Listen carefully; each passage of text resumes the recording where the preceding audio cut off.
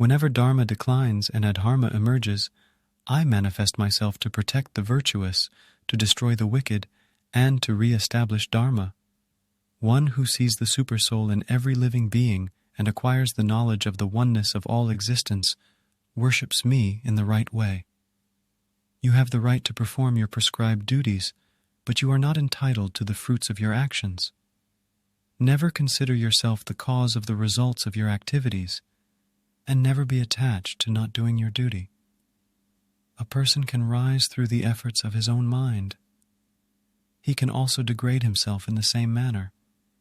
Because of his mind, he falls from his position, and because of his mind, he becomes elevated. The soul is neither born and nor does it die at any time. It does not come into being or cease to exist. It is unborn, eternal, permanent, and primeval. The soul is not destroyed when the body is destroyed. The one who is not disturbed by the incessant flow of desires that enter like rivers into the ocean, which is ever being filled but is always still, can alone achieve peace, and not the person who strives to satisfy such desires. There is neither this world nor the world beyond. Happiness for the person who has been able to control their mind and senses. A person can attain divine knowledge who has faith, humility, serenity, self-control, and who has mastered the senses and has spent time in selfless service to others.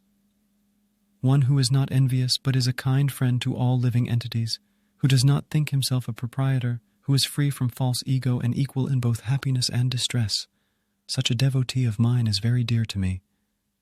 The wise work for the welfare of the world without attachment because their actions are offered as a yajna, sacrifice, to the Supreme.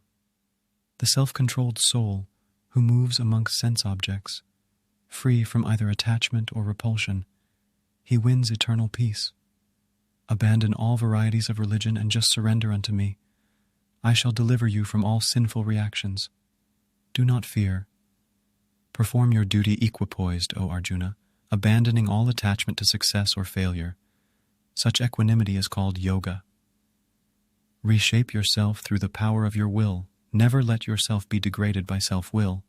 The will is the only friend of the self, and the will is the only enemy of the self.